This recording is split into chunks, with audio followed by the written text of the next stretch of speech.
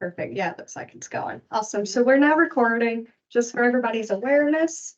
And so on this screen, there is a QR code, and I'll have that again at the end, but that will link you directly to the NFO. So you don't have to go search grants.gov and all of those lovely sites to find those. We've got the QR code directly, or I can email it if you would like. And so as Becky mentioned, this is open through July 2nd, and they are very strict. That's been the one key point they keep pointing out to folks. 501, you're too late. You've missed your chance this year. So it's got to be in. I do recommend trying to get it in a week or so prior. That way, if you run into portal issues, you're not up against that deadline. So a few of the updates that we'll be talking about throughout our presentation today are the critical conservation areas. There's been some great improvements, I feel, to that. And then our TA funds and how those are working, and eligible partners. And there's some other updates as well that we'll get into.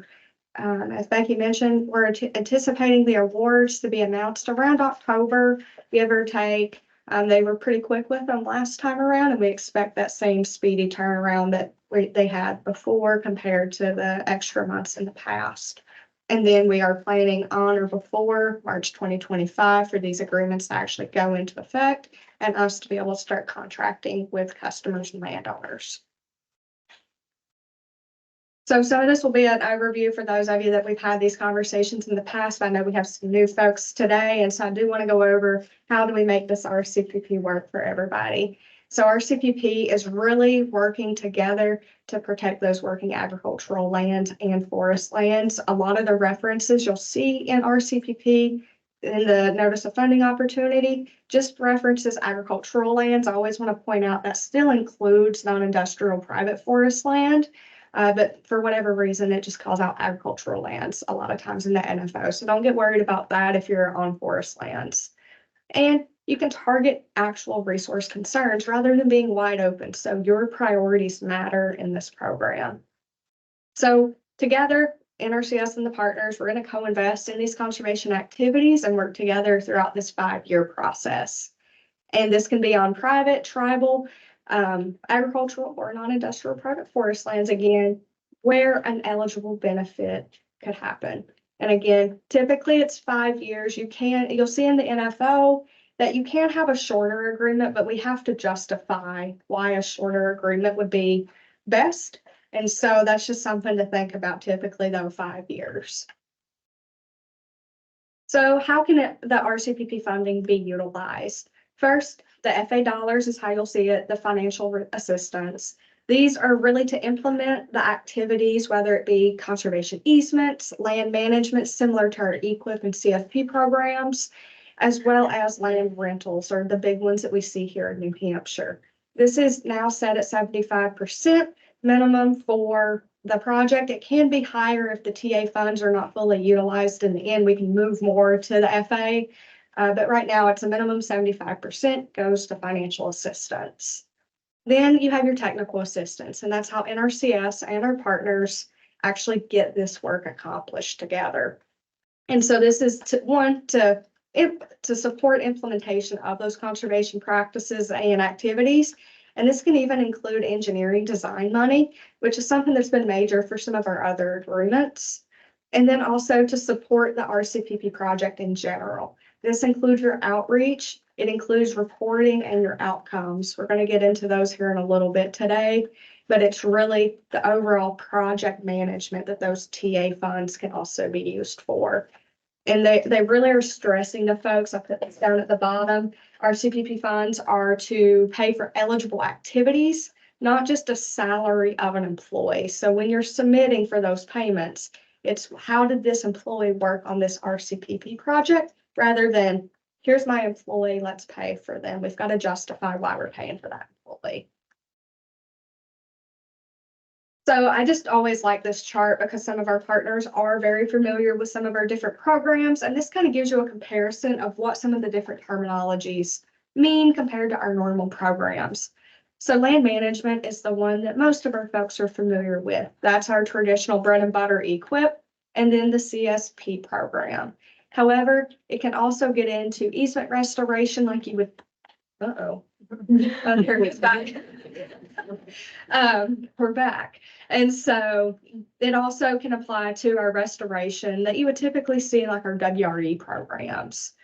And so this is really to improve and treat the resource concerns on the land. The rental program is one that we've not quite used here in New Hampshire. We're in the works on it, but it's most comparable to the Conservation Reserve Program. And this, the best way I've found to describe it is like a very short-term easement. We're paying for multiple years of a very specific management or taking land out of production typically. So one of the ways that we have seen rentals in other states that I've worked with are in is to look at cropland and how can they manage that land differently. Shorter day corn has been one option that folks have used, but it's still pretty new to us here. Then we have our U.S. held easements. This is traditionally your ACEP-L program, as well as the Healthy Forest Reserve program. And then entity held easements, ACEP-L, WRE, Healthy Forest Reserve again. Watershed projects, PL 566. I don't believe we have anybody currently in the state eligible for this. You do have to have an approved NRCS watershed plan for that type of project through RCPP, but it could be an option in the future to keep in mind. This is really infrastructure related to work on watershed projects, so culvert replacements, dam removals, things that we can still do and equip if the land is eligible. And so land management's still a fit for that. It's just not on as wide of a scale. So project types, you'll hear us talk about two different types of RCPP proposals. First is classic, and this is really what we've utilized here in New Hampshire so far. This is where NRCS is responsible for reimbursing our producers directly through those financial assistance activities. And most of the time, NRCS is delivering the majority of that TA because we're doing the conservation planning, we're doing the different software like Conservation Desktop to make the maps and the assessments. However, it is negotiable. We do see a variety of comfort level in how folks plan and what they can do on that TA side. So it does vary. And then the partner's primary role is to do outreach, measure the impact, and bring in those contributions to amplify our NRCS funding as well for that financial assistance. The other one that's not been as widely used here in New Hampshire yet is the AFAs, and AFA stands for Alternative Funding Arrangement. This is where the partner installs the practices or they're working with that producer to reimburse them for the practices. So a lot more goes on that partner to do AFAs. The partner is going to deliver all the TA in this case. And so that's something to think about management wise if you're interested in an AFA. Do we have the capacity and the skill sets to deliver technical assistance that meets NRCS standards and specs? It's doable for some partners, and other partners choose just to go the classic route. And our support on the NRCS side is really limited to those non-delegable tasks, such as the NEPA evaluations, as well as producer land eligibility, as well as their individual customer eligibility. If you go through an AFA, the customers still have to be eligible per all of our program requirements. So in Classic, we do have the opportunity for two different pools of money. It's split 50-50 between the two types of pools.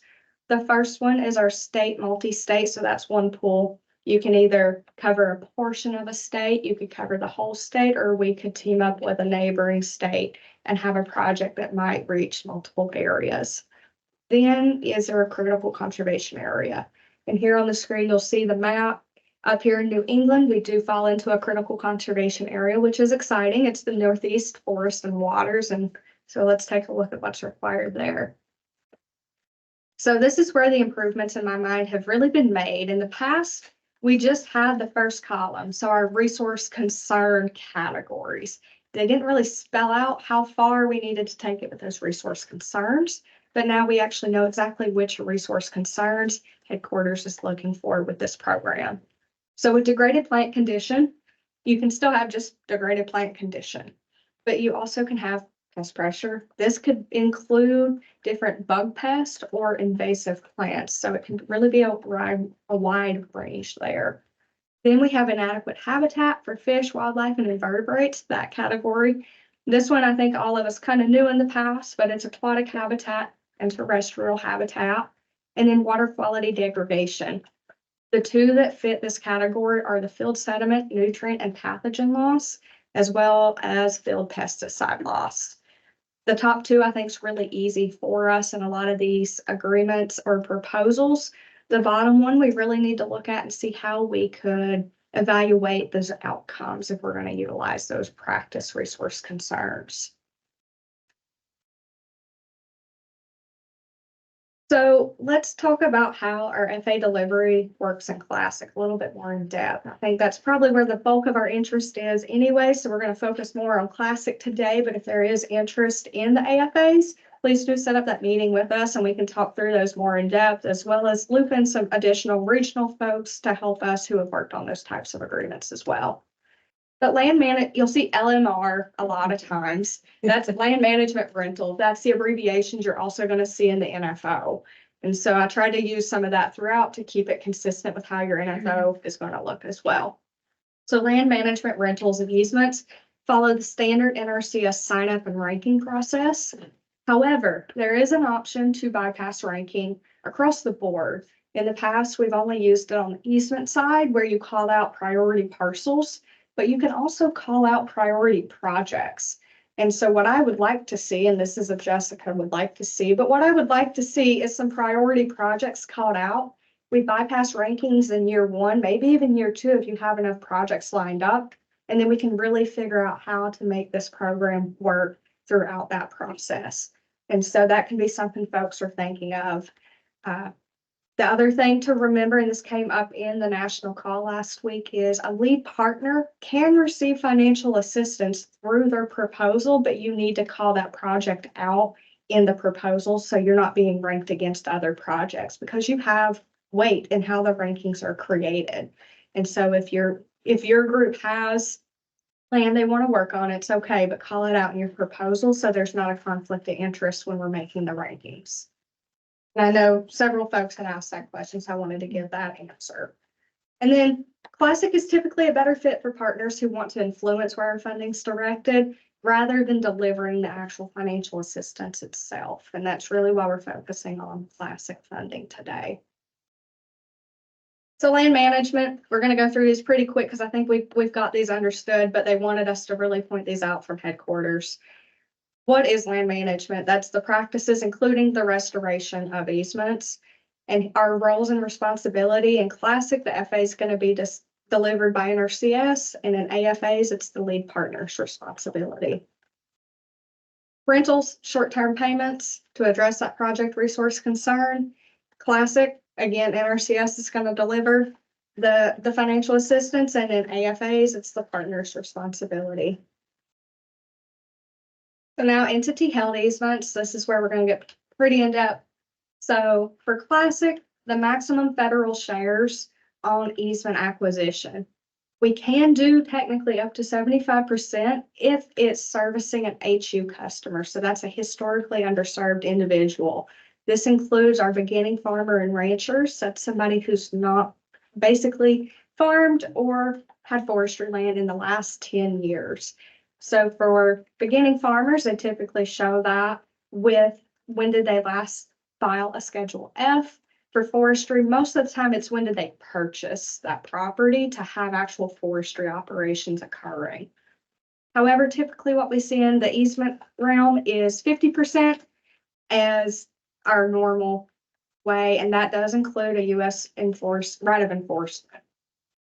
And then if there's no U.S. Right of enforcement, it's going to be a 25% acquisition, and then 75% is on the partner or with those customer landowner donations. For AFAs, it's a little bit different on the easement side. 65% for easements with HU producers, or 40% for all other easements. So just something to keep in mind if you are interested in those AFA easements. So I also want to touch on the due diligence because that's always a question that we're covering. So NRCS responsibility for due diligence is really limited to the hazardous material search and the appraisal technical reviews.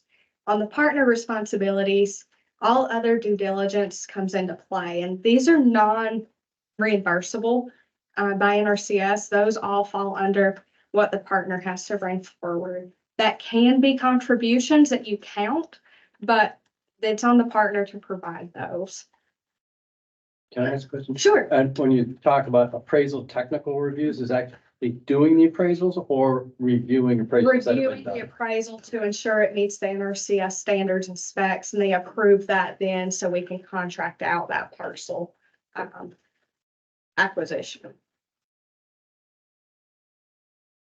So then for non-federal share of easements, partner contribution and landowner contribution may be used and included as part. And again, I did confirm this within the policy because there was misspeak about that the other day, and so it can be counted. You do need to call this out when you're doing your contributions portion in your proposal, and we're gonna go into that contribution letter here in a little bit to just talk about how that will look and potentially how to consider how much customer donation to count. The thing to remember with these proposals is be realistic. Don't overshoot and underdeliver. It's better to overdeliver and have more contributions. They no longer have a one-to-one contribution requirement. So you could have a $6 million agreement and bring in 600,000. You don't have to have 6 million of contribution for a $6 million agreement anymore. So US held easement deeds. I know there's been a lot of questions about getting our hands on these. We do have those now. And so I will be emailing those out after this meeting today. And so there's 3 different types, just like with our entity held, we have highly restrictive, moderately restrictive, and minimally restrictive. The maximum federal share on these is up to 100% because we're holding the easement with the US government. We're paying to play and we're gonna play the whole game. So highly restrictive, restoration protective of native habitats in natural historic condition, minimum disturbance, and no agricultural uses. Moderately restrictive, management of specific habitats to provide conservation benefits and conservation activities to manage and maintain conservation values. With minimally restrictive, we can do protection of agricultural lands that also includes our grazing lands and rights related to those agricultural uses. With those highly restrictives, and Tracy, correct me if I'm wrong, highly and moderately require restoration. Is that correct? That's right. Perfect. I'm not backwards today. That's the same, yep, that's the same for, Entity held? yeah. No, No? Okay. only highly, yeah, okay. Only highly on entity held. Must include restoration. Must include the restoration. It's highly restrictive. So who's going to conduct the due diligence for the US held? We at NRCS are responsible for all due diligence if we're doing a US held. Partner responsibilities are truly limited in this case, and it's because we could do a third-party contract to support NRCS doing the due diligence where the partner would then be paid to do that due diligence. But we at NRCS are truly responsible for the due diligence. The non-federal shares of the easements. So if it's not that full 100% value, partner contributions could come into play, but typically it's a landowner donation with those non-federal shares because it is up to 100% because there are different factors that come into play with those. You want to answer a question about easements before Well, we? yes, do you have questions? Yeah, so one question from the chat was, what is a US right of enforcement? Tracy, do you want to come up or Brooke, Yes. one of you? I can't Yeah. remember. So this would be for, entity held or partner held conservation easement, but,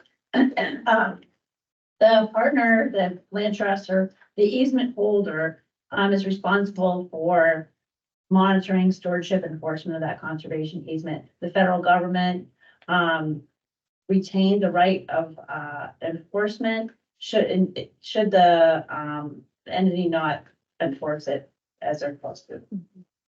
Thanks, Tracy. Yeah. And I guess I would just add that that's how the agricultural land easement operates. That's right. That's And right. there is this, the new part of this that I see is that there's an option for no US rights of enforcement. So then the easement holder is just totally responsible. There's really no federal interest in that. We just fund, we help fund it. And then it's totally the easement holder's responsibility. That's right. That's a very good point. Yeah, and of course, associated with that is there's less contribution to the project, you know, that's the trade-off. Yeah. Yeah. So that's a choice for, you know, easement holders. Do you want the Right. backing of the federal government or not? Right. So yeah, to me, that was like, wow, that's really new. Right. Second question is, what is NRCS's standard for appraisals? Burke or Tracy, would one of you like to? I'm not an easement specialist by any means, and I don't pretend to be, so I'm gonna let them There's, say it.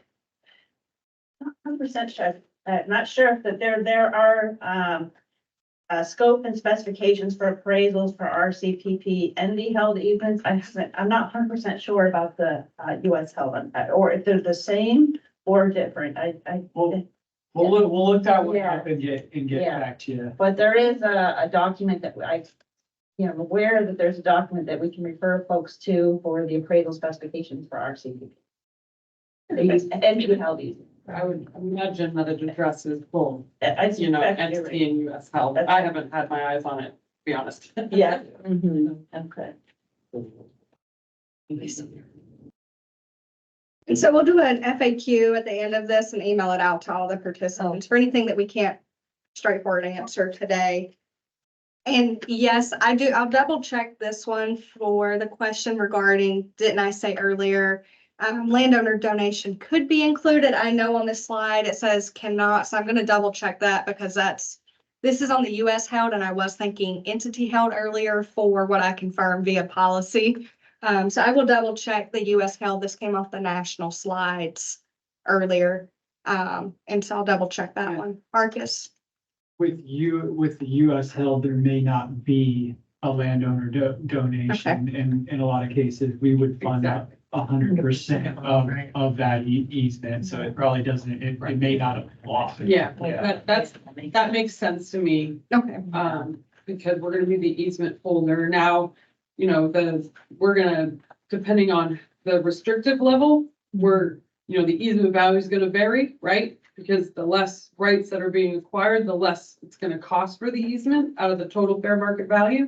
But I think NRCS will still be paying 100% of the easement value Yeah. for US health. And we'll include A that. lot of the acquisition costs, so the big difference too is a lot of the acquisition costs are all gonna come from NRCS, the survey, the appraisal, like kind of the whole 9 yards on US health. Yeah. And the big new thing here is we can have agricultural best US held easements. Don't think we've ever had that before. So Farm and ranch land. No, they're not held, entity held. they're entity Entity held held, with yeah. US rights of enforcement sometime or all the time. Yeah. Jill? Assuming it's subordinated, is it permissible for a landowner to still retain a mortgage on the property that's being held in easement? Or US held, Either entity or US held, It is for entity held, yeah, as long as it's subordinated. and for US held? they would have to subordinate. Most often we see mortgage released, Yeah. like a partial release. But it has to be addressed. It's a requirement. But it's permissible. If they subordinate, yeah. Because we just have to ensure that the US interest is superior to any other interest. Any other questions before we move on? Oh, my goodness. Awesome. We'll keep going. So how does the technical assistance work? This is where we definitely saw a change in the notice of funding opportunity this year compared to some of our older RCPP agreements. So now it's a maximum of 25% of that NRCS funding can go towards technical assistance. This is 7% will be to enhancement TA, so that's overall project management, and that's what the partners are doing. That's a limit at the most. It could be 7% for that project management aspect. And we can do less. That's where they say it's negotiable if selected. It can be less if you want to put more towards other, like your implementation TA. You can do less enhancement TA. That's what they're saying is negotiable in that notice of funding opportunity. It's a maximum of 7% though can be enhancement TA. I have a question. Yes. Is this the case in AFA as well? For example, if the partner is doing more of the technical assistance? So the TA would still go towards enhancement TA, or I mean, implementation TA, so the actual planning rather than project management TA. Okay, Is the way I understood it from our national folks. all right, thank you. And then you have an additional 18% that is the implementation TA. That's the part that's really divided out between NRCS and the partners to do that planning work and overall implementation of the financial assistance dollars. And so realistically, if we're doing a lot of land management where the partner's doing outreach, we're going to see NRCS take more of those enhancement implementation. I always get enhancement and implementation. I wish I'd call it something else, y'all. Implementation TA in order to actually do the planning, the certification work, etc. If the partner takes on more of those planning duties, we would negotiate out more of those TA dollars to the partner to go out in the field and work with those customers directly. That's where after proposals are selected, we really sit down and negotiate those items out based on the planning steps and what's required to get that job accomplished. Throughout the agreement, we can renegotiate that. If something's not working the way we both thought it was, we can come back and renegotiate those as well, depending on how things are going. Maybe there's turnover with the partners and they no longer can provide that planning assistance and NRCS has to take on more. We can renegotiate that. So the final breakdown of the total TA dollars, enhancement and implementation, and how much will be performed on the partner side is negotiated after selection. You don't have to break that apart now because a lot of things can change between now and March of next year, really, for partners. And so that's where we'll sit down. There's that 4-ish month period, 4 or 5 months period where we'll actually sit down, negotiate, talk back and forth, talk with our specialist as well to see who can do which portions. So don't worry about having it broke apart completely in your proposal.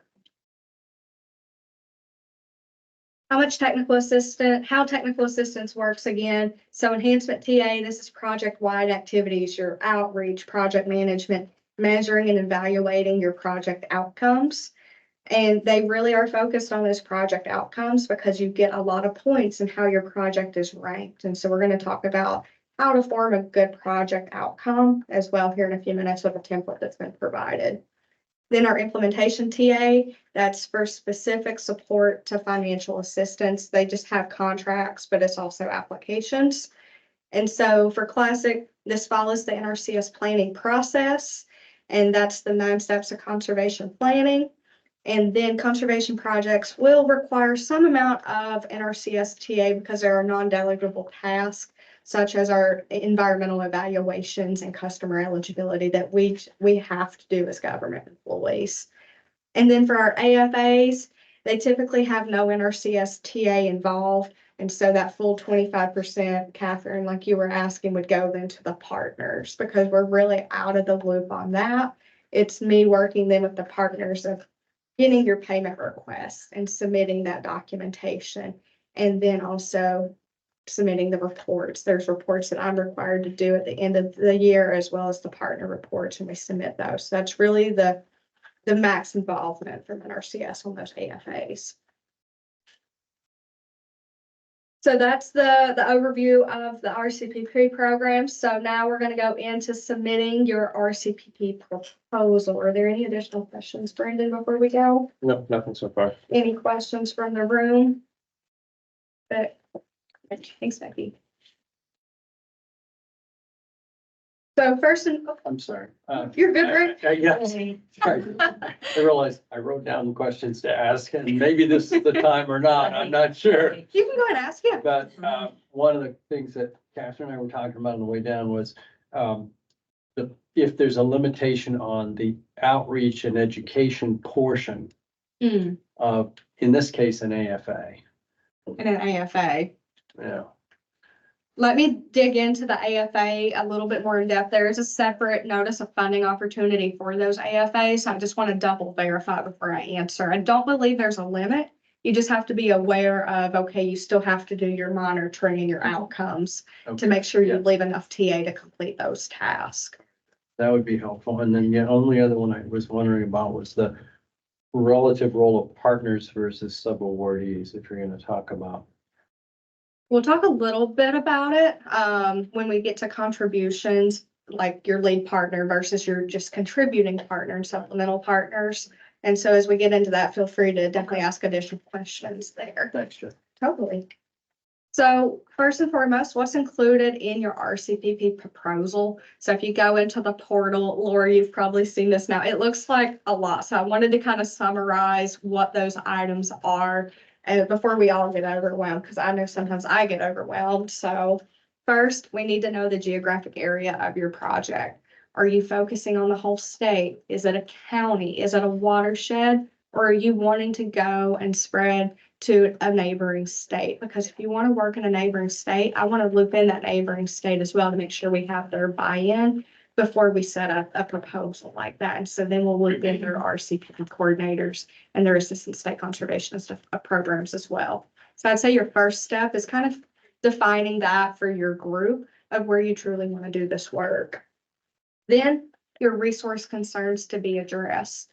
Going in and knowing what resource concerns you're going to address can really help figure out the practices and the types of projects we're going to offer, whether it's just land management or easements, figuring out those resource concerns, or if there's confusion about the resource concerns, we can loop in different folks to help answer those questions on what may be applicable. Then a proposed budget, and we're going to go look at the budget documents that they've provided as well here in just a few minutes. And a list of partner contributions and how they will amplify that federal funding. They have provided a partner contribution template as well, to where you essentially fill out a chart and that contributing partner signs that, and you can submit that with our package. And then any specific work that you want to include, whether it be priority projects or those easement parcels that you want to attempt to come in. And I will say, you know, in easements, things happen and a priority parcel may not actually be eligible by the end. That's okay. If it falls through, you can go to the next one in line and we just let that one be. It doesn't stop the project. It doesn't cause issues. We just document, hey, it's not eligible, and we're moving to the next one in line. And this is not required, but again, I am really recommending it to partners, whether it's land management or easements. Just, can I ask a quick question on that? If we propose a parcel for a US held, but then things change and it is an entity held, is that all right to kind of?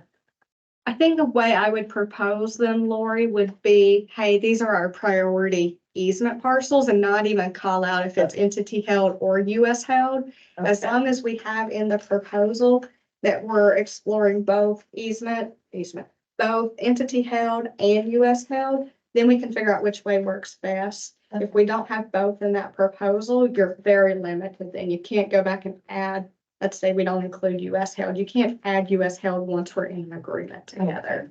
We don't really need to specify this ones. Okay, Yeah. great. And for land management, the way they've outlined it is, hey, this is a priority project for us.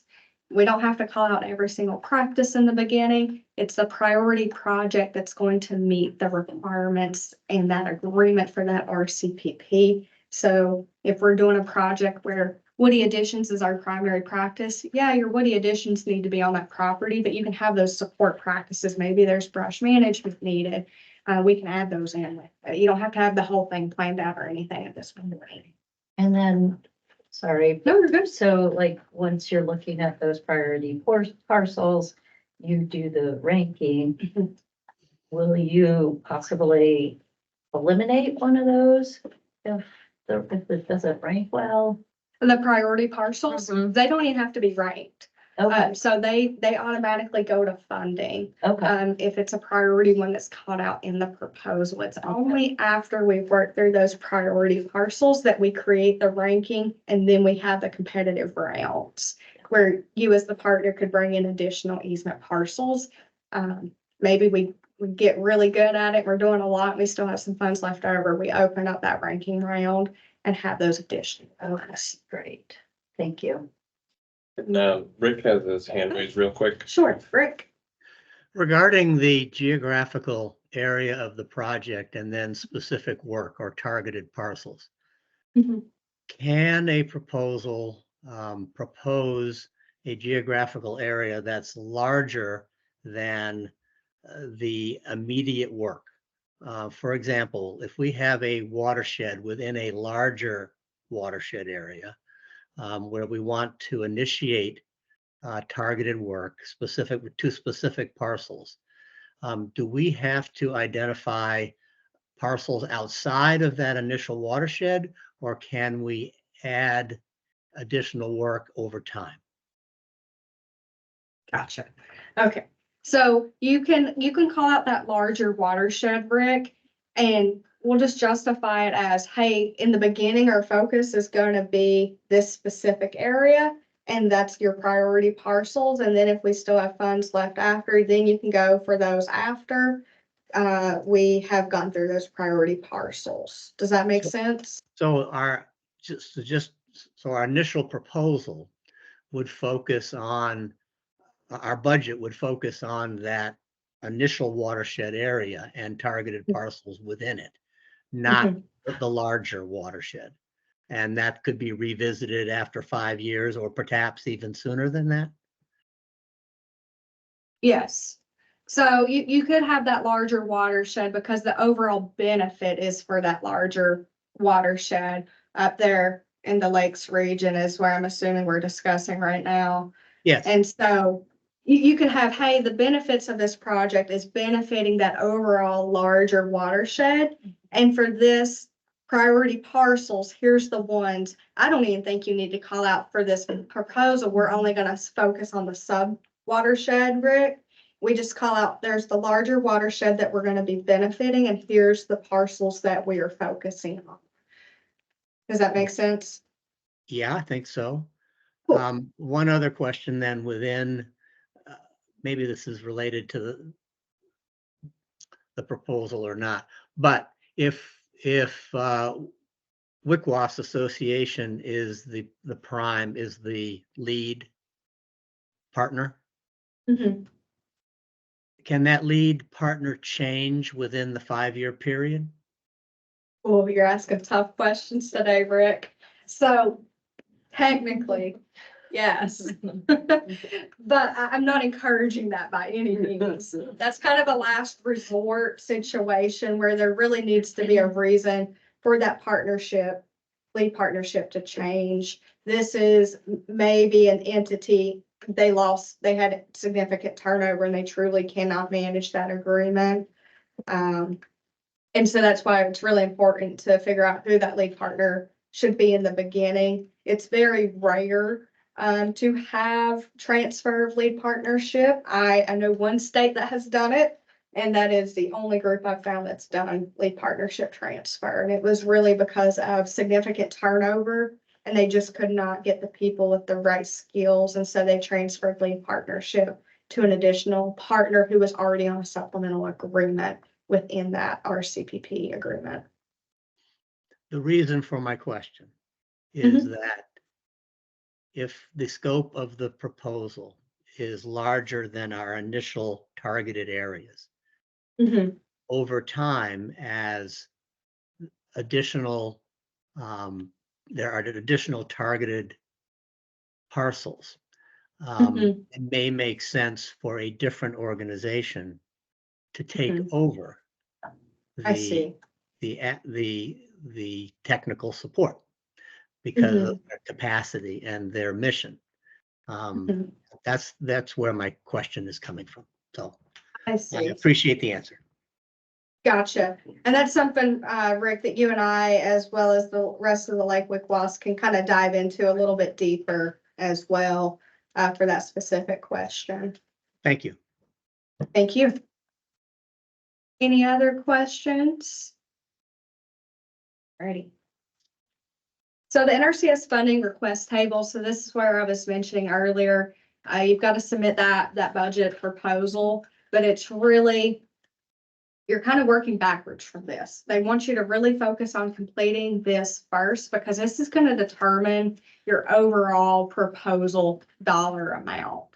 So your financial assistance, that's where you need to complete that first, because that's how you're going to get that additional 25%. Some folks have gotten through it and then have to go and rework their whole budgets based on their TA that they're requesting before they look at their FA. So again, they want us to keep these simple. This was pointed out multiple times throughout that 2-hour presentation that day, was try to keep these as simple as possible. And then in the negotiations, that's where we're going to start digging in to divvy out funds. And so you can simplify this by looking at how to put the funds by activity or under the final year of the project. I am a huge pusher of putting things under the final year of the project, because then you don't have to rework it. You just charge against that final year continuously rather than having to move funds throughout multiple years. And so if we only put the funds, for example, in 2025, we get to the end of 2025, and we have $3 million left. Then we've got to rework what we're doing and renegotiate and re-modify that agreement. If we put it in the final year, you've just charged against it the entire life of the agreement.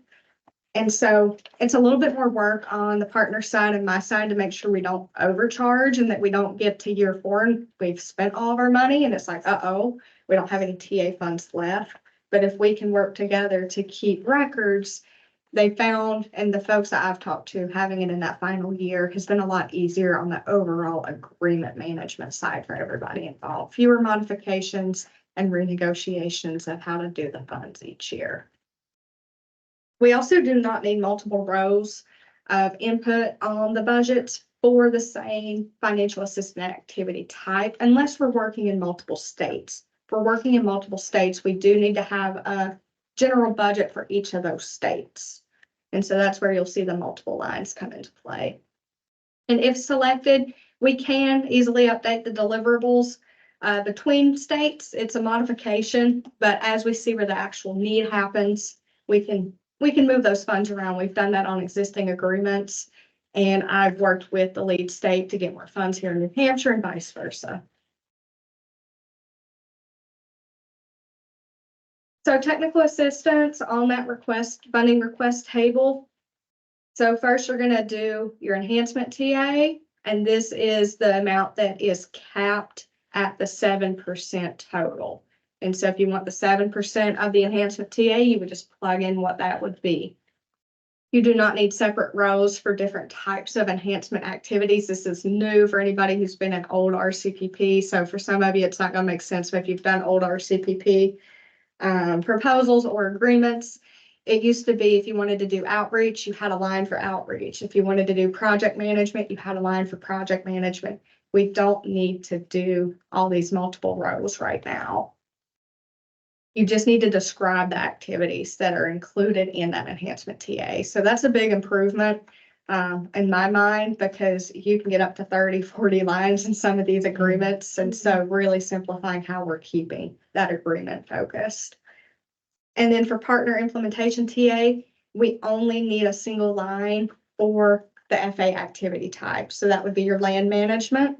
It would be easements, rentals. Those should be the 3 that we see this year from the folks I've spoke to so far. So we do have a note here. This was from the national training. Most partner implementation TA will be in support of land management or watershed projects. There are limited opportunities for partner TA and support for the rentals and entity held easements. And that's really getting back to where the due diligence is on that partner to do the outreach. We can have TA dollars for in implementation. But it's really limited just because the due diligence is falling on the entity at that point. So partner contributions, and anybody, whether you're on the Teams call or here in the room, feel free to stop me as you have questions on this so we can have some discussion. And then after we get through the presentation, we're going to go into those templates. So partner contributions, it's one row per partner per activity type is sufficient. You don't need to call out, hey, in year one, they're going to contribute X amount of dollars, year two, X amount of dollars. It's just one row overall what that partner contribution is planned to be. And do not add partners in this screen when you're doing the proposal that are not actually providing any financial contribution, whether it's in kind or cash. You'll get errors. Every partner must submit a contribution letter. This was a question that came up recently, and that's the template letter we're going to look at. It's essentially calling out what their planned contributions are. Again, this is where we don't want them to overpromise and underdeliver. Let's underpromise and overdeliver is really what we need to do here. And this has replaced, for anybody that's familiar with it, the deliverable specific evaluation methods. And so I think this is going to be a big improvement for anybody that's familiar with the old RCPP. Letters of support are not going to be considered at this stage. And so don't even worry about getting the letters of support at this stage in the game. No minimum contribution is required. The evaluation criteria is more heavily impacted by our impact contributions on having addressed project resource concerns. And this is where we do have a template for how to look at those impacts and outcomes for a project. And I think Brendan's maybe put together an example for us as well today for what could be an outcome statement. So reporting on your project outcomes. So first we start with our inputs. That's what we're doing with this proposal stage, and then actually the planning. Then we actually implement those activities. We get the outputs, and then we have our outcomes. And so partners are required to report only on the environmental outcomes. You can do social and economic outcomes. They say they're encouraged but not required. If you choose to do social and economic, we really need to sit down and look at how those statements are written to ensure they're deliverable. That's something that's been seen across a lot of different RCPP proposals are those outcomes deliverable upon. And so there are some requirements with those. So this slide's a little busy, but I wanted to define before we get into the actual examples that Brendan and I have worked on. And so this is the template, and this is in a Word document that I'll send out after as well. This is our template for our outcomes. So it's basically an equation. So on our next screen, I'll have an example that headquarters gave for wildlife, but just to explain what each letter is before we get over there. A is going to equal our RCPP funds that's dispersed over C being a period of time. B is the partner contributions, whether it's cash or in kind. C is that number of years, and we're just going to say that's going to be 5 years no matter what. D is our defined geographic area. E is our benchmark conditions that developed for the outcome for the partnership agreement. Each outcome should have a benchmark against which is measured E and F. F in this case is going to be the acres of wildlife habitat improvement. Then G is the modeled or estimated figures, and this can be based on best professional judgment or scientific experts. And scientific expert could just be like, in this case, a biologist that's on your staff. Nothing crazy there. And then H is connected to the reference in F, defined assumptions such as regeneration of time, lifespan, population, dynamics, etc. So this is our wildlife example that headquarters put together.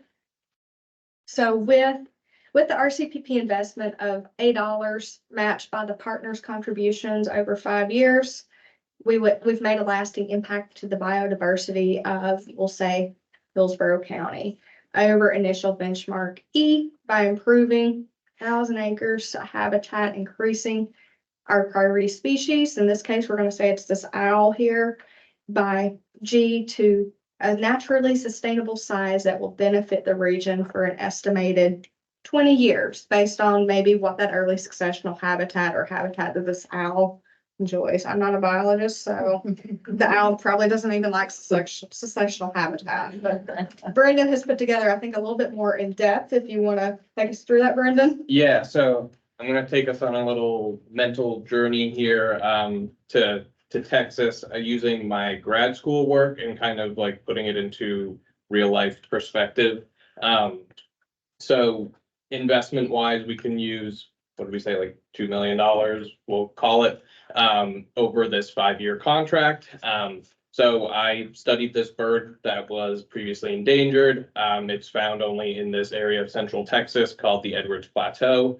So that's going to be our geographic region, is the Edwards Plateau.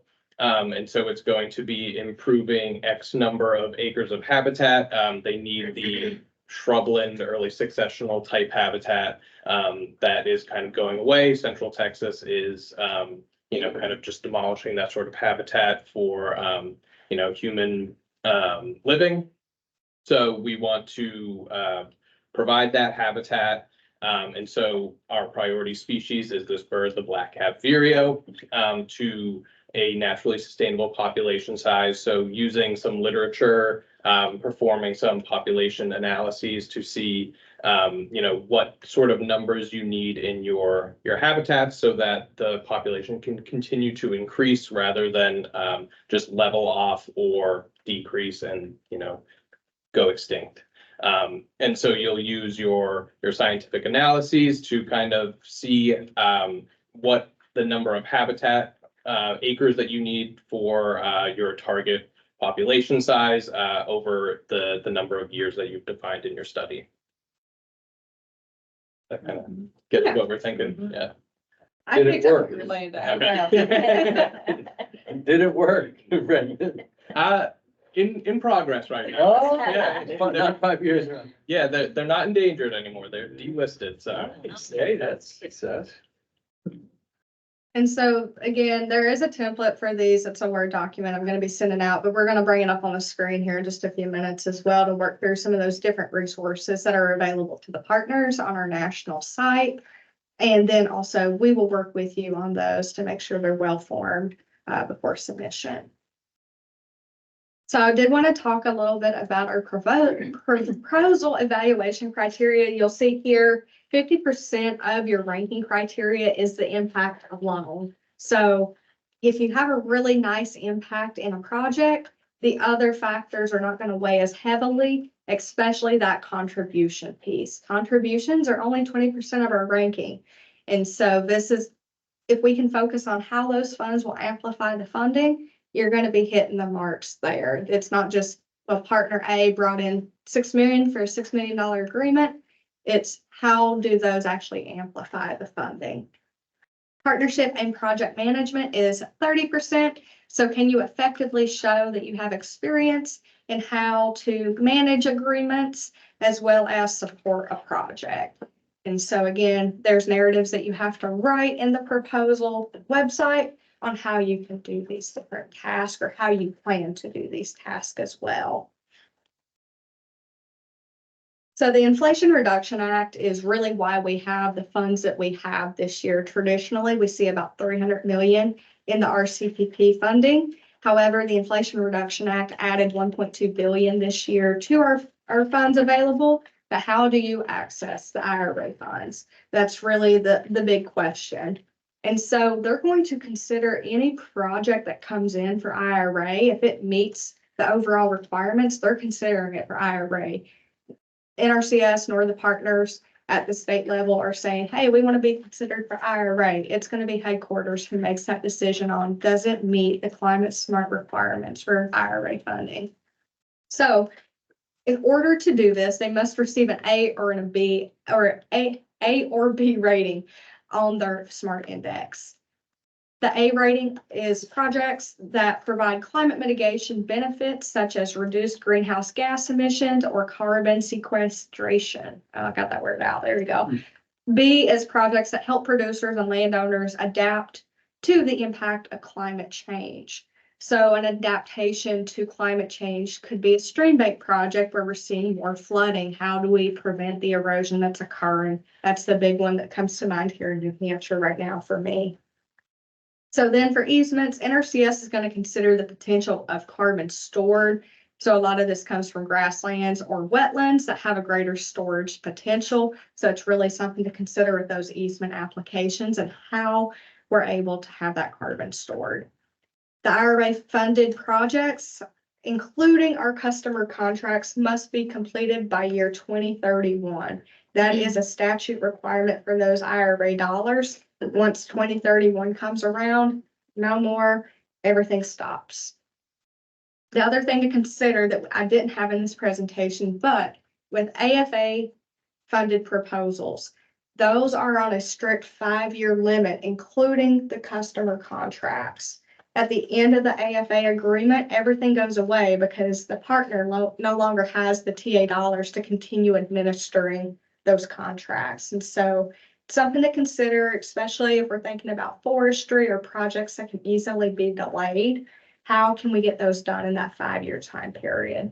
That was something that I found out recently that definitely made me stop and just think about how can we utilize AFAs appropriately. And so just something to be aware of as partners. I have a question. So to access the IRA funding, would we want to have an outcome that specifically relates to A or B then, those two? We could. Okay. They're really looking at it with a very broad lens of how these projects fit the IRA funding. Okay. And so with the state conservationist interviews that we'll be talking about here in just a minute, that's something else that we're going to be digging into throughout that process of have we hit all the marks to be considered for that IRA funding. Okay, awesome. Thanks. Thank you. So a few things to consider. These didn't really fit in anywhere, but I wanted to give those considerations. So the first row for implementation plan, that's really our classic funding. The second row is our typical AFAs. And so on classic, it's using a program that's covered with a program process outlined. So like that traditional EQIP way, the traditional CSP. The AFA, where the partner has to come up with a process, it's a little bit more difficult potentially. And so traditionally, Classic's going to be faster and easier once we have the agreements funded. It works just like normal contracting per the agreements. And then we do have to consider how is that Classic proposal not meeting something that we can already do in Farm Bill funding. I'm not too worried about that in all honesty. Every proposal that has been brought to my attention, I've figured out, hey, either one, we don't have the resources to do it, or two, we can look at ways of, okay, we're having an overall larger impact to that natural resource area as well as those resource concerns. We've just got to call that out in the proposal, so we don't want to forget that. Then on the AFA side, is the partner up for more of a challenge? And it really is the partner up for more of a challenge because we can't be as involved on the NRCS side. So once you're in it with AFA.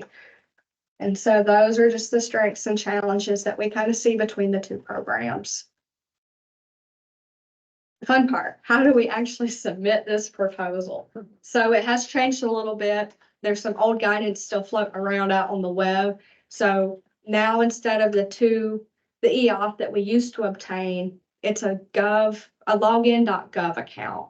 And so this, you go online, you set up your login.gov account. I believe it asks you some very personal questions. It's crazy how they know the information, but they'll ask you some personal questions to make sure you are who you say you are.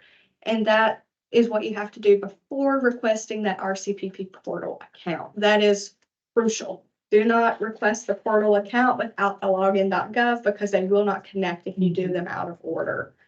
Once you have that login.gov, you can request the RCPP portal account. This can all be done in the same day in those 2 steps, but that RCPP portal access, it can take a few days. Lori, I think you said it probably took, 5 or 6 days to get access?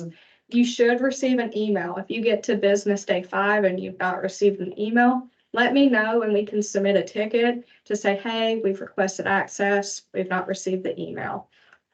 And this is only for lead submitting partners. Is that Correct. And Only only lead lead submitting partners require DUNS numbers and other. If you're going to have a supplemental agreement where NRCS will pay you under a supplemental agreement, you will need a DUNS number and a SAMS.gov. Not at the time of proposal, though, right? Okay. Correct, not at time of proposal. That can be done after. That would happen in the negotiation phase if we set up that supplemental agreement through that negotiation process. How long does it take to set up a SAM's? How many hours do you have to spend on the phone? I just asked that kind of knowing that it can be To, difficult. to create it the first time, in my experience, is not a difficult process. To renew an expired number, you might not still have your credentials or may have entered an organization. Not, Yeah. if you need to renew something, you're in for a long Yeah. wait. When you get through, they're lovely, but it's a long wait on the phone. I've Yeah. done it a number of times, actually. I thought we keep seeing all the references that say, don't let your Sam. Don't let it- But there's a lot of spam. Yeah. There's a lot of phishing emails around, SAM. sam.gov and Yeah. DUNS numbers. People will charge the money, try to take your money. Yeah. It's a whole thing. Yeah, so I guess I just wanted to bring that up because you have a time of when you're submitting a proposal and then getting an award in December. Or October, I'm sorry. And so from October to March, you want to start like right away if you have a SAM issue. I wouldn't wait to delay obligation, you know. Because you could lose out, you know, I mean, I could see that happening where it's really competitive, NRCS might need to move on if can't obligate the money. As long as the lead partner has theirs for their proposal, the supplemental agreements can come at any time after that agreement is created.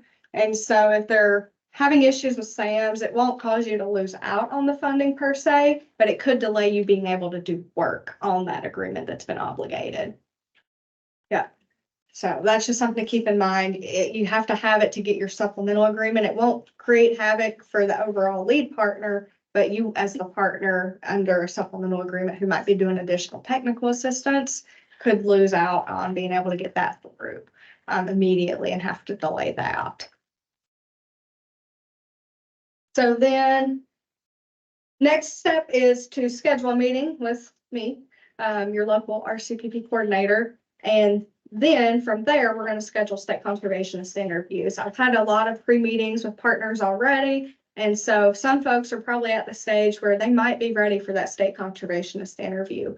You want to have that before you're completely through your proposal so we can consider, are we getting all the marks? Are there questions that need to be answered? This state conservationist interview is truly to have the best proposal possible so you can still be competitive. While we have $1.5 billion, there's a lot of interest in the program across the country. It could still be very competitive by the end of things. And so you want to still have a competitive proposal. Also, if they don't have a good proposal that meets the needs, you may not qualify for that IRA funding. And that $300 million of regular RCPP funds can go pretty quick.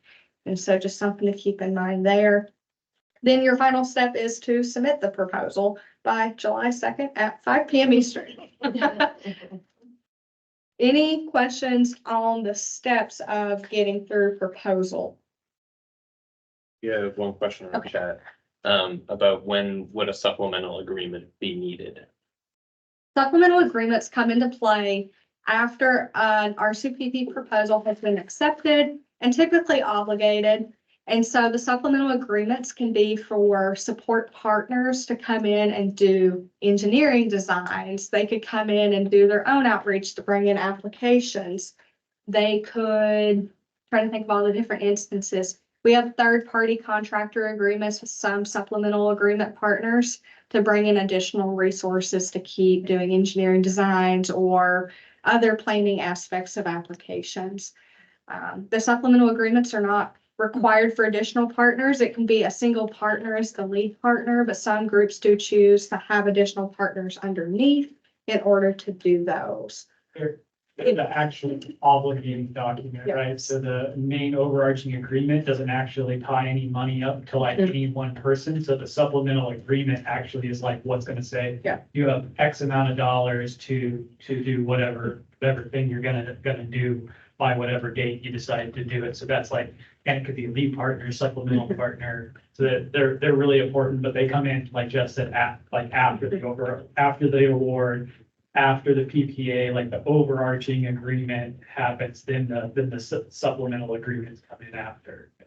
You also need them in entity held easements in order to be able to do the parcel acquisition. And so those additional partners that are the entity holders or the easement holders that are the entities, they have a supplemental agreement to actually be the easement holder. And that's where your conservation values come into play.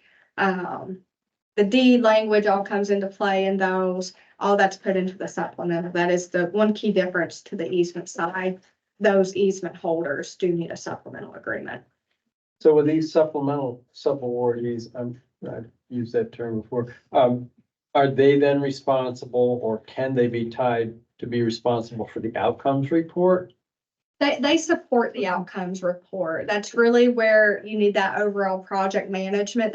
And the ones that I've worked on, they typically have like a partners meeting monthly and they talk about the different projects they're bringing in. You should be talking about your overall outcomes, the contributions that they're each bringing in. If you have those conversations throughout the year, it's a lot easier when you get to the reporting and those outcomes rather than the end of the year. Hey, give me your different information. Let's plug it in. So I want to clarify and then ask a question. So to be clear, any partner that's going to hold an entity held easement has to have a supplemental agreement. Marcus, Tracy, correct me if I'm wrong. It's equivalent to a program agreement in AL. So in order to, it's like basically the rules you're gonna operate under to acquire an easement. So any partner that's actually gonna acquire an easement has to have a supplemental agreement. That's basically, it's equivalent to the program, what partners would be familiar with as a program agreement. Yeah, I'm not familiar with that. Okay, So the second part of that clarification is the supplemental agreement essentially dedicates a specific funding level, which I would assume would be the funding level required for the entity held easement that entity is trying to accomplish.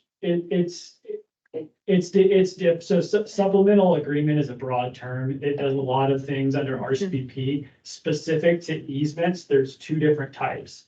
So the first type of supplemental agreement is similar to a program agreement. It doesn't have any dollars to it. It applies to any easements you might acquire over the entire project term. And is all it does is establish like the kind of like the boilerplate. We're gonna play by the- like the boilerplate rules that you're gonna operate under. Okay. And then that gives you like the rules that you need to work with your landowners on in order to enter into a parcel contract.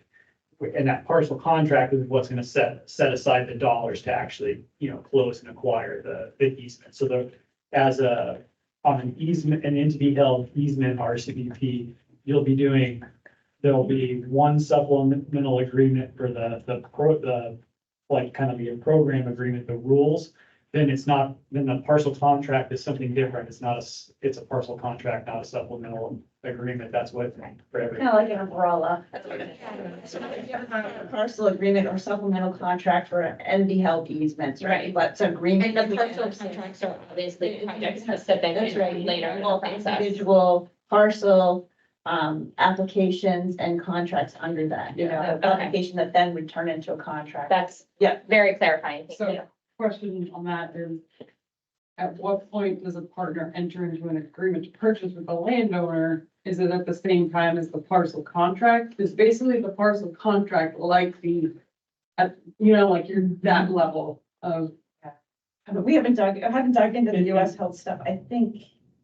Well, we're talking about entity held. Yeah, we're. Well, I mean, the The basis of my original question was basically when that agreement happens, if it has to be tied to a dollar amount, but, so that's why it was clarifying, Yeah. it's really just an umbrella, we're gonna do what we say we're gonna do, Dollars and of the the parcel individual contract with parcel, dollar yeah. amount come We can actually send you out the template for that supplemental agreement that has the tools, like even now, just to like look at it as part of your proposal, so you can kind of see what that process is and what, it's like, there's kind of some fill in the blanks on like whether you're gonna have certain maybe potentially have certain co-holders, or there's a few things on there that you fill out, but that one's mostly kind of like just set non-negotiable language.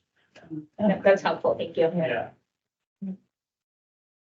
Other questions on that? Yeah, Caitlin? I'm a little curious about the timing of the appraisal between the program agreement, parcel agreement, and where, like, how we determine the easement value when we can't do the appraisal until later in the process. That's where I'm more curious about that. So with RCPP, and listen in on this one, so you can correct me.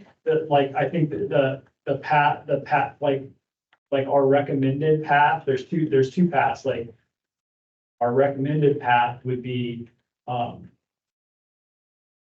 you would come up with an estimated value. Usually that is some type of appraisal you may have done just to kind of get the ballpark, like the estimate probably doesn't meet, it wasn't done to like an NRCS, like a restricted appraisal.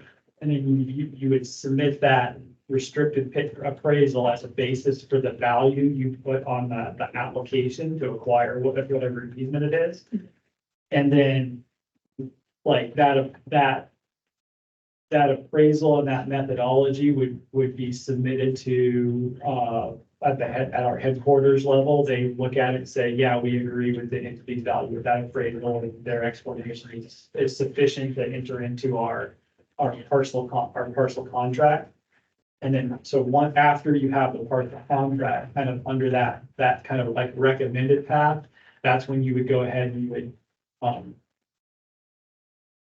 get an easement deed put together, because you have, before you get the NRCS technical appraisal, you have to have your easement deed written, so that deed reviewer is familiar with like whatever restrictions are there. After the easement deed is in place, then you can, that's when you would get the draft easement deed is in place, that's when you would get the appraisal. We would do a technical review on the appraisal, and that's kind of how that process goes forward. There's another path that came out where like a lot of that stuff can be front loaded. It doesn't require an approval, but it requires you to have an easement deed really much earlier, prior to the parcel contract even being written. So It's like a national headquarters approved easement deed. So it's like, yeah. So after parcel contract and after you have a draft easement deed approved by the national office at the time for like, that's when you go get your appraisal that's going to meet NRCS technical requirements. And so from a landowner standpoint, they're not getting a purchase and sale agreement type document until after that. No, well, you would have some kind of a written pending offer in between you guys. Based on that initial. Based on it, and it doesn't have to have the money, doesn't have to have an amount tied to it, it can, but it doesn't have to. The landowner I have in mind is looking. There will be an estimated amount, like so once something becomes a parcel contract, so let's say your preliminary appraisal is, $400,000, whatever it is. That amount, like once a parcel contract is obligated, that money will be set aside. And then and it only can be used for that specific easement. And if like your appraisal comes in and it's above or below value, then we can adjust that estimated value based on the technically reviewed appraisal, or for instance, your survey changes, the number of acres change, that requires an adjustment. We can adjust that estimated value that's set aside in the initial parcel contract. The other thing I would add is that, at that initial stage, you're getting approval of an estimated value for the purposes of obligating.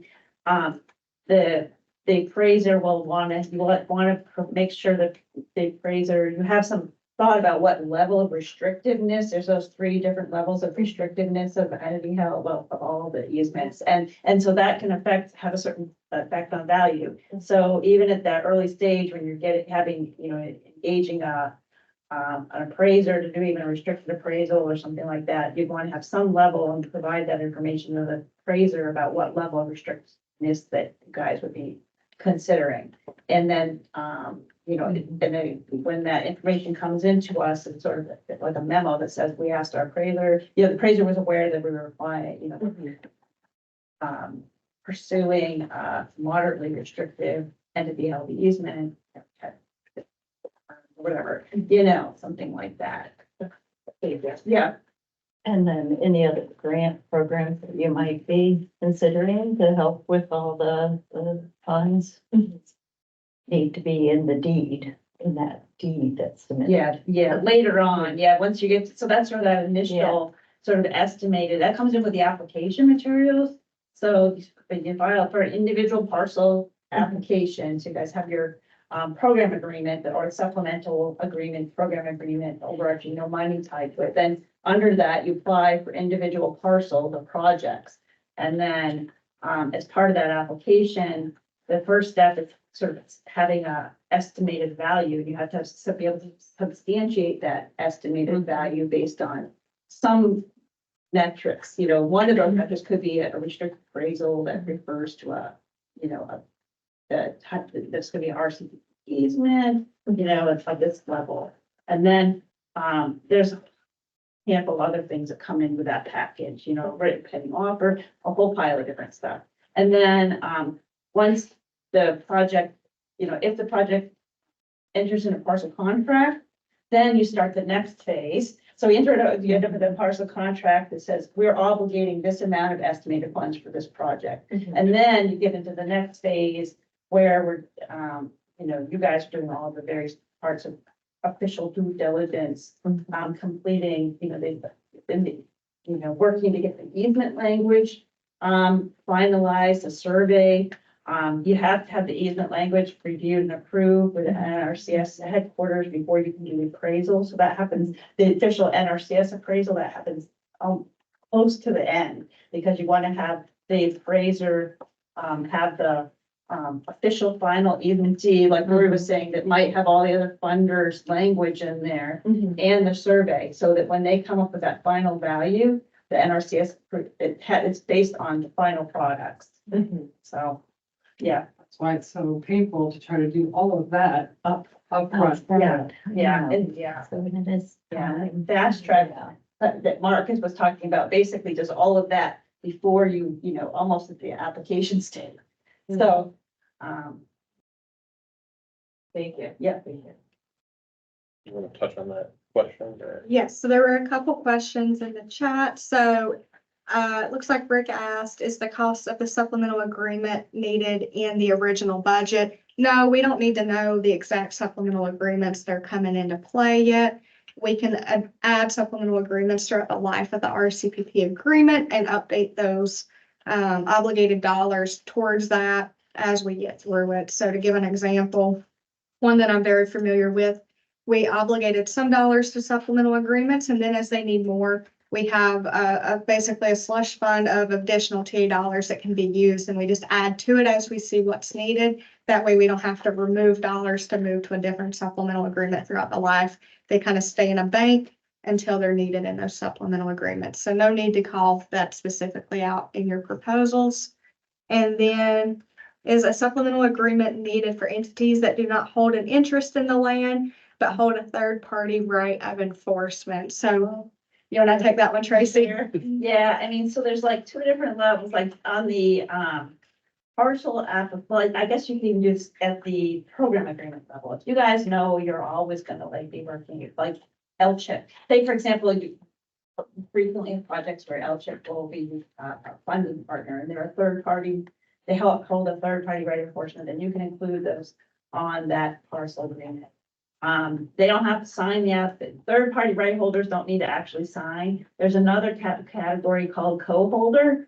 So if you are working with another partner where you and somebody else are actually going to co-hold an easement that's much less common, then they would need to sign. I think they actually be part of the program. They have to be part of the supplemental / program agreement level. Third party right holders can be added later at the parcel level.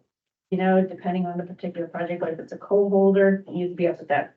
So it's not a separate program agreement though. Right. Potentially you could list them on the program agreement with the lead Right. entity, That's right. but they're not required to have a separate program agreement. A third-party right holder doesn't have to have, and a co-holder doesn't have to have a separate supplemental agreement. They're just gonna be listed on the program agreement with whoever the entity is that's gonna hold the Right. easement. Yeah.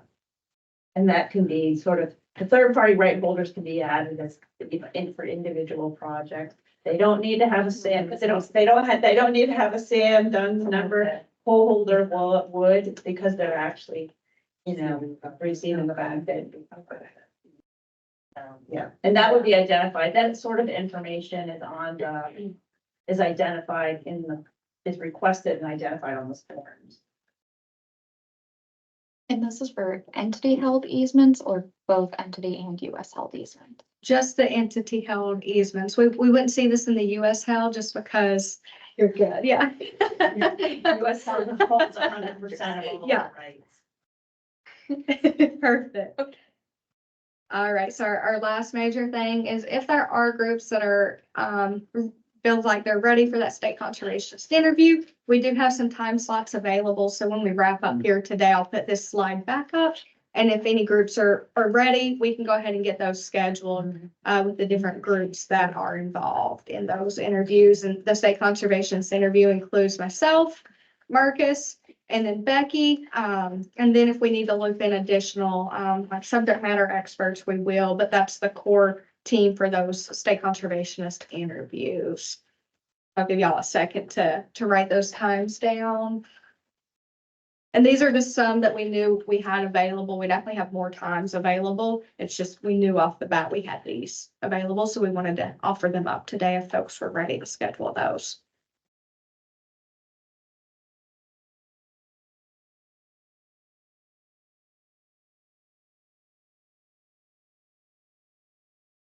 Pretty good. All righty. Last slide is just my contact info as well as that QR code if you want the direct link to that NFO package. But again, if you want me to email it to you, I will. And so that is the presentation. Brendan, do we have any additional questions? Nope, nothing coming yet. Yeah. Okay, are we on time? All right. So now, go ahead, Britt. Just again about a supplemental agreement, can that be with a town? Yes, I had to think about that. Yes, towns could be a supplemental agreement holder. With that, they like what role would a town play? So I guess town I'm curious on. In this specific, so we're aggregating a number of partners and, you know, supporting organizations, and in one stream restoration site, we're working with a town who actually will pay for the construction costs as a part of their contribution to the project. Mhm. So they need to be contracted with in order to. Not exactly. They could just be a contributing partner, and that way they don't have, if they're not wanting to be paid to do work and they're just contributing dollars, they're just Yeah. a contributing partner. We submit the contribution. They don't need to be a supplemental. Don't need to be a supplemental. That would solve a lot of problems. Yes. Thank you. Perfect. Jill? Question for the room perhaps. Hmm? Are there recommended strategies for estimating, the number of maybe future projects that might appear during the 5-year grant period? You know, if you have maybe a certain number now in your portfolio that you think might be good or eligible projects, but if one pops up 3 years, you know, if there is some kind of methodology for trying to, I mean, obviously it's different by organization, but. I'll let anybody feel free to jump in on that question. Would be capacity, is where my mind goes, you know? Looking at capacity, maybe what you've done over the last, we'll say like 5 years. Has it been consistent or have you grown a lot and what you expect to grow to? Steve or something? No, I think that was great. I think that's a great answer. Yeah, if I was giving, I kind of like to look what I have done, look at maybe like the money that would come in as part of the proposal and ask the question whether it's gonna allow me to increase my capacity at all and whether that'll allow me to service, any additional ones. But you certainly don't have to have pre-identified all the properties that you're thinking you're gonna contract on, so. Any other questions? And feel free to come off mute if you're in the Teams call, at any point. One thing I would mention, I know Jess sent around an email that had some national headquarters presentations that they're gonna be giving sometime soon. If you're in the group that's thinking about, sort of easement related project, I would definitely recommend listening to that presentation. Pretty long, but it goes into a lot of depth about, if it's like the last NFO, they go into a fair amount of detail about the different, categories of restrictiveness and all that sort of thing. Probably be really helpful. It's very helpful to me to wrap my head around this conceptually different with these different levels and US held easements versus NV held that we're more used to in New Hampshire, so. Is there, in your opinion, a preference given to the different levels of restrictions on easements? Is there a higher ranking for more restrictive easements? No, it's more a matter of the conservation values you guys are trying to protect. If in specific circumstances of the property, which level of restrictiveness is the best fit for protecting the resource concerns on that, resource values on that particular property. And keeping in mind that, if you're dealing, and this workshop does go into a little bit about that, it's similar to last time. Like if you have a working farm, that you would probably want that to be a minimally restricted fee that allows for that type of activity. Versus something where you have. But those are considered as competitive. Oh, yeah, there's no difference in ranking or anything. I don't think you need to. I don't think in terms of proposal, like one versus the other is necessarily gonna be it's gonna be like, so highly restrictive is like, you're basically locking it down. It's like wildlife, wet hydrology, like it's essentially like a similar to like a wetland restoration. Like it's not gonna be a working lands easement if you're gonna go highly restrictive. The moderately restrictive, you can have some ag lands focus in moderately restrictive, but you probably also have a conservation value that's like maybe wildlife centric or something in that one too. And then the least restrictive one is basically that's your agricultural land use as your primary, which you may have some other benefits, but you wanna you want to leave it as open as possible because the ag land is your focus, and NRCS, we're interested in any and all of those. I think Brendan maybe had a question. Can you send out the RCPP AFA NOFO as well? Yes, I will send that link out as well because the QR codes only link, I believe, to the classic. And yeah, the link, I believe this link will only take you to the classic one, but I can send out the AFA one as well for that. So in our last 20-ish minutes here, I just wanted to take us through some different documents that are online and available to us of those different templates that they've provided and whatnot. So this is what the NFO looks like for this year. So I just have that open in case we had any other specific questions. They have a link, and I'm going to show you the website as well, but these are the major important ones to look for. They have an actual guide for how to submit your proposal. It has screenshots on what that portal should look like, takes you step by step through that portal. I can't see your all's view of the portal. I have a different view. And so this is really how we would work through this together, is through this handbook. And I'll just scroll down without trying to make anybody too sick with my scrolling, but down here, they take you step by step how to get into the portal, all of that. So please do download that if you're working on your submissions. This is our outcomes, data and reporting templates that they've provided. And so they take you through.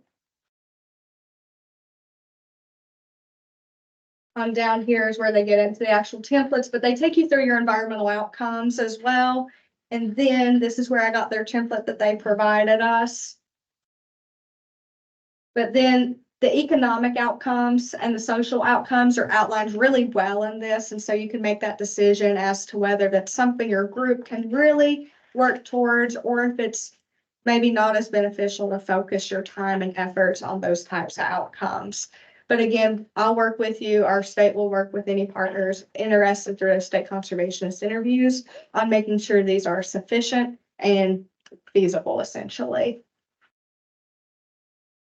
There's an FAQ document, and if we have time, I've highlighted some different ones in here, but I definitely want to show you the website as well to make sure everybody's familiar with that and where to go on those different website pages. But I've highlighted some different ones, and I can send this out to folks. It's mostly the FAQs that I'm hearing from across the partner groups in the state on how to do different things. So I can send that highlighted version out to you, but I think the whole packet itself, it's 17 pages, but it's a pretty quick read and can really answer some great questions. And this one I want to spend a few minutes on. So whenever you're thinking about your valuation methods, there should be questions in the proposal about how are you determining your pay rates? They've actually created this document now to compare different positions to what a typical NRCSer across the country would be paid. And you can use this as your evaluation method instead of having to reinvent the wheel. So I thought that was a really nice addition this year to compare different positions. And you'll see here, they have all the way down from GS5 up to a GS13. I'm a GS12 is what my position is. And so technically on this one, the management analyst initiative coordinator is what they would compare my position to. So if you have somebody in a similar position, you can compare it to what this is. And then they take you through actual descriptions of what these different folks do on a day-to-day basis. But again, you don't have to reinvent the wheel then. So I find that really nice when talking with folks now. So now I'm going to attempt to show you the website. No, there's one other document. There's a Word document for your partner contributions. This one's important. So they have an instruction page on how to do the portal requirements. But then they take it further and they actually have the template. They define what all these terms are for you. And then down here is actually the pre-written letter that you can fill out to say, hey, I'm a contributing partner. So in your case, Rick, if the town wanted to do something, they could use this template letter right here and how much funding over the X amount of years, and then what that would be. So if they're going to pay for construction, that'd be land management. And they would just put a little description of what that actually is. Can I just, can you just scroll up for a minute, please? So in the contribution letter, it breaks out US held easements and entity held easements, but if you're not sure at the time of the application, which category your easements will fall into, how do you handle this? The guidance that we've been providing folks, and Marcus, correct me if you disagree, is I would split it evenly between the two, and then we can come back and modify later and say, So it's okay. easy to modify those amounts. Yeah. Okay. Do you agree with that, Marcus? Yeah, I think that fits perfect. I think if you think you might want to do both types of easements, or that might fit, like kind of integrating that into your proposal, and then we kind of move forward under a good faith effort, that's what we're kind of intending to do at the outset. But, you know, does it really matter in the end? Like, we're gonna achieve the same or a really similar purpose regardless of the type of easement, either US held or entity held. So yeah, so I'd say that would be a good strategy to kind of split that however you see fit. On this one as a contribution though, like probably not going to contribute a substantial amount To the US. FA to a US held Right. easement, like the potentially what you would be contributing on a US held easement. Like maybe you do, for instance, like the monitoring would be something we could turn over during the life of the agreement. Like normally that's because what I say is like, so like if we acquire an easement early on and then there's 3 or 4 years left of the agreement, on a US held easement, the US government has monitoring responsibilities, but that's definitely one that we contract out currently to other partners. So it could be that the partner wanted to do that. If the partner wanted to do that monitoring, that would be, you could consider that So if you don't know at the outset which easement path you're going to, if you have 6 projects, say, and you're not sure if they're going to be NE held or US held, you might split it 50-50 or maybe 75-25 is more appropriate. 75-25, I think that's maybe a better number. You're probably gonna go a lot, your contributions are gonna be a lot higher on the entity, substantially higher on the entity held side than the US held side, yep. I would also suggest if you're doing US health and thinking about potential for more restrictive, and I would also say put all of the tools in the into the toolbox and not limit things. But you would probably want to think about adding land management because you can use that to do the restoration. And if there was restoration like the stream restoration, that could be a contribution. Any other questions on the contributions?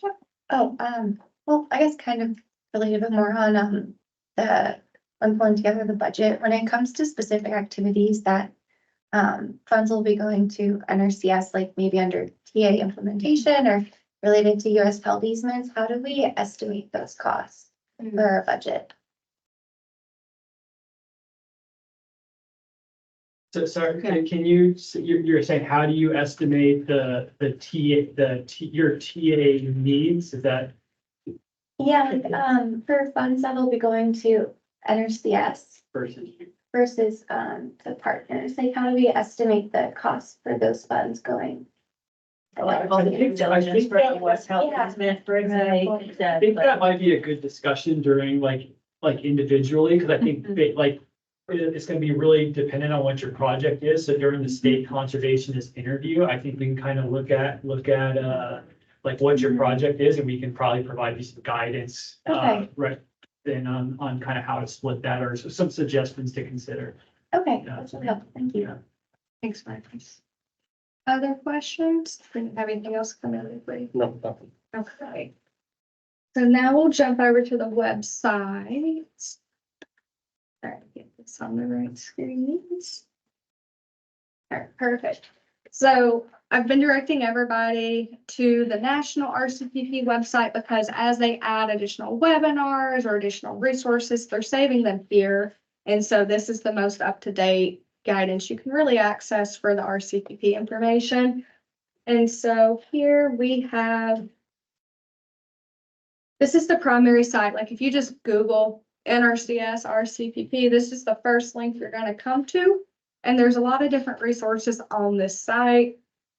The ones I've been directing folks to, this 2023 projects is a really nice interactive map that you can get ideas from on what projects were picked up in the last fiscal year.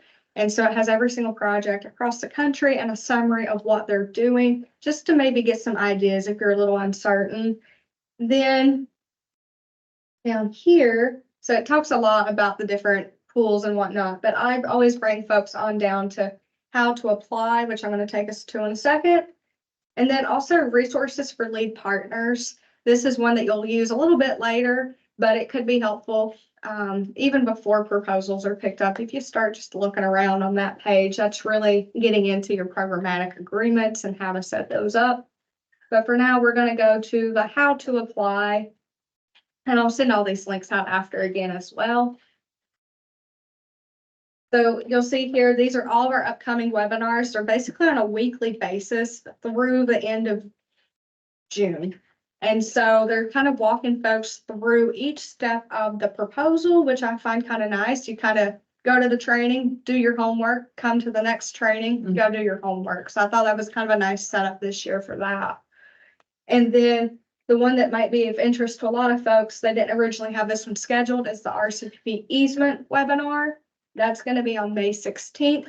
And so if you're working on easements, definitely do get signed up for that training, that webinar. They are requiring registration in advance. You cannot just go to these links at 2 p.m. on the 16th and say, hey, I'm here. You actually have to sign up in advance. And because they are live Teams events, they are capped at a certain amount of attendees. I believe it's 700, which sounds like a lot, but on last week's national webinar, there were 650 at one point. So they do fill up. And so get signed up early for those. They are recording those, but they're not uploading them to the website super quickly. And so it's better to try to be on it if all possible. I will be on each of these. I'm already signed up, and so if there's questions, we can talk through those. And if I can't attend, Brendan's gonna attend. So on down here, this is where, right now, they just have the presentation uploaded. They don't have the actual recording from last week, but all the slides are there, but without context, some of them, it might not make a lot of sense. How to submit a proposal, so that information that we've went through is all outlined on this page as well. And then down here, you have all your different resources. So those Adobe documents that I just had open, they have each of those linked here, along with some other items. And so this is kind of like your home base for portal submissions or proposal submissions. You can come here and find those. They also have the state conservationist questionnaire. And this is the guidance that we've been provided on how to actually conduct those, on things that we want to consider. There may be additional discussion topics that we get into throughout those interview processes, but these are the general questions that we're going to really be focusing on to guide those conversations. And this is based on what the proposals require. Any other questions on that website? All right, so that's what I had planned for today. We have 5 minutes before the official end of the meeting today, but are there any additional questions?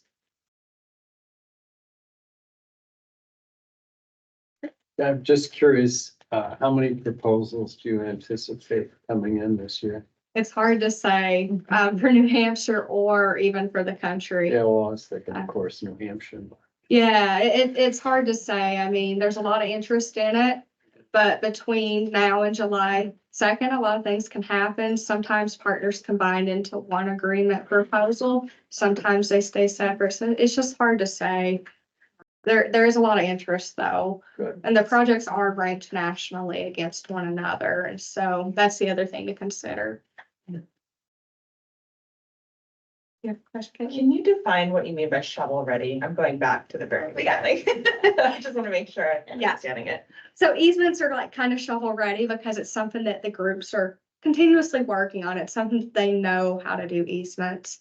Non-shovel ready would be like an idea of, hey, I would like to do cover crop to bring in bird habitat or something like that, that maybe is not a proven thing yet with customers. Okay. Uh-oh. We just lost our team's call. Oh, no. I'm gonna give it just a second to pick back up and then I'll finish answering that. It likes to do this in Dover. Oh, yeah, I don't have internet. Oh, no. It's like, you've got to do the most. All right, well, Brendan doesn't have internet. I probably don't have internet, is my guess then. That's, yeah. I don't know. Happens in my house too. It's rough. We'll figure it out. But yeah, non-shovel ready would be like those ideas that you don't have a proven like customer base for, or it's an idea that's maybe unproven. Those are really the ones where it takes a lot more effort on the partner side to get through those projects.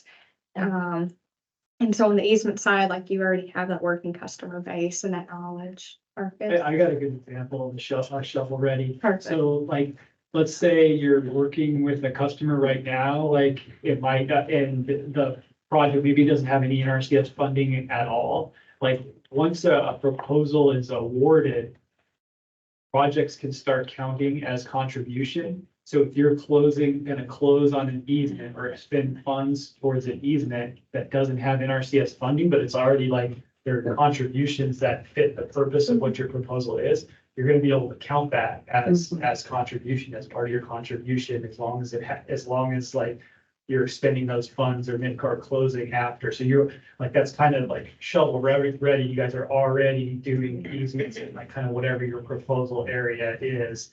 And so you've got some momentum. You're not like totally kind of outreaching to brand new people without like kind of any idea of, whether they're gonna kind of jump on this opportunity to enter into agreements and stuff with you. And once it's awarded to that October-ish Yeah, so as soon as the proposal, like as soon as you get the notice that, hey, your proposal been selected, that any expenditures that you have, you can start counting those as contributions to the project. Okay, and between October-ish and March-ish of next year is when we would be negotiating those agreements. Over that agreement, yeah. Okay, one more question across. And so between that March, what is the estimated timeline between like the March, we're agreed, we're ready to move forward on this specific project, and landowner getting like that agreement based off of the initial appraisal? So we run so. I'll give you, I think it's gonna be next, I would say realistically, we're gonna be looking at next fall, probably. Yeah, to like actually close on a parcel contract. So I think all this stuff is gonna kind of, by the time the proposals are awarded, all the agreements are in place, we're gonna be running signups, kind of announcing signups, program signups, probably like summertime next year. Is it like kind of like, I think, a realistic view? And so to kind of start getting or obligating contracts, I would say fall. Yeah. That would be like 2025. Yeah. Yeah. Not just, Yeah. yeah, Okay, fall of 2025 for the obligating contract. yeah, Okay. yeah. Would you say that's the same, Marcus, if they had priority parcels called out, or could those move a little bit quicker? I mean, we will be able to do like, kind of like, well, it's kind of like a fund as you go when you meet a certain ranking threshold. So that like, once we've made the announcement in summertime. Late summer at the earliest, yeah. It just takes some time to get through the sign up and get all the paperwork together. So like if there's gonna be a crunch that first year, because we're gonna have to really, like, I think we're gonna have to really push to make sure we obligate prior to that, into the federal fiscal year in September is kind of like what I kind of see in that first one. And then the next year, we can early sign up again. And those ones we'll be able to obligate a lot earlier, like that we can obligate some that first, like fall of 25, and then probably turn around and announce another sign up that, that falls like October for the subsequent year, and be obligating anything that we couldn't get through that fall, like early on in the next year. Well, and let's just be clear for a second, a parcel contract is only obligating funds, it's not dispersing funds, and it's not closing projects. So you're talking about the summer of 2026 before anybody closes a project or anybody sees any money. Yeah, I mean, each parcel contract, so right, so that you enter, you submit an application for an individual project. That there's a process that go through to do sort of due diligence activities, all that sort of thing before the money's actually obligated. And then, once the money's obligated, that parcel contract, so to speak, is good for a 3-year period. So you have 3 years to close the deal, and some, honestly, it could take that long, or sometimes. I mean, that requires review at the NRCS level, takes at least 90 days. A lot of the closing stuff, some of that's gonna depend on the entities too, like how fast. And your ability to get people to go out and do surveys and appraisals, and like, that's kind of like one of the issues that is delaying things. Some of the availability of those funds is adding, or those availability of those contractors to do that type of work. Right. And then you're right, yeah, there is an NRCS review process, like once you complete those steps, 30 to 90 days, and those timeframes are specified in that program agreement. And they happen at different stages, so yeah, so like you have to get, like, once you get the final, if you have a project, you have a submit an application, have an individual parcel contract, then there's that next step after the contract, actually moving towards closing, then you have to work with, there's different types of ways you can do the conservation easement deed. There's an addendum you can add to and some of those are quicker processes than others. If you do this sort of incorporate model, you have to go back and forth to national headquarters to get approved. It can be this back and forth. There are other, you can do an addendum where you attach the NRCS minimum deed terms for that level to the existing, to you guys' template. that requires national review as well, but it's quicker, you know, and then and then you want to, then, you know, you get your survey, you know, that, all that stuff happens before your appraisal. High level, like 18 months is like Yeah, the right. is like the average to close. Some of like our more recent RCPP, some of those happened really fast, or really fast, like within 6 months of the parcel contract, because they did a lot of legwork up front, getting the full policy wasn't in place at the time the last RCPP proposal were funded for things. They had done a lot of work on easement deeds, and appraisals, and reviews ahead of time that made the closing, it was not easy, but it made the closing happen really fast on those projects. But 18 months is quite difficult.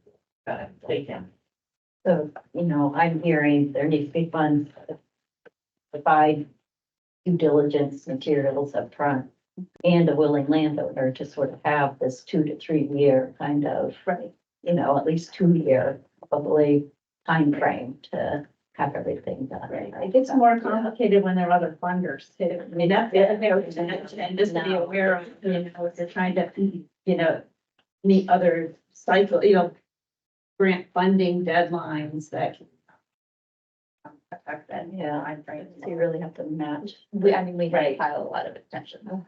I also like the Yeah. idea of like doing the restoration before an easement's even talked about, maybe you find opportunities that way. Where you do the restoration and then the next piece is to permanently protect. So you could keep that in mind. I know I would have appreciated if the restoration was done before it came to me. Any other questions? Do we have anything else coming from? No, nothing. All right, well, I'm gonna put back up the slide with the times that the state conservation interviews we have available right now. Veronica's on vacation and I would, she is probably the person you want there. Perfect. So. Does anybody on the team still have any questions? Time.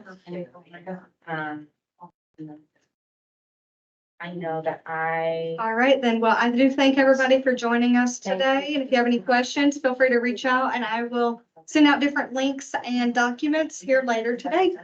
Great. Thank Thank you. you. Thank you very much. So I personally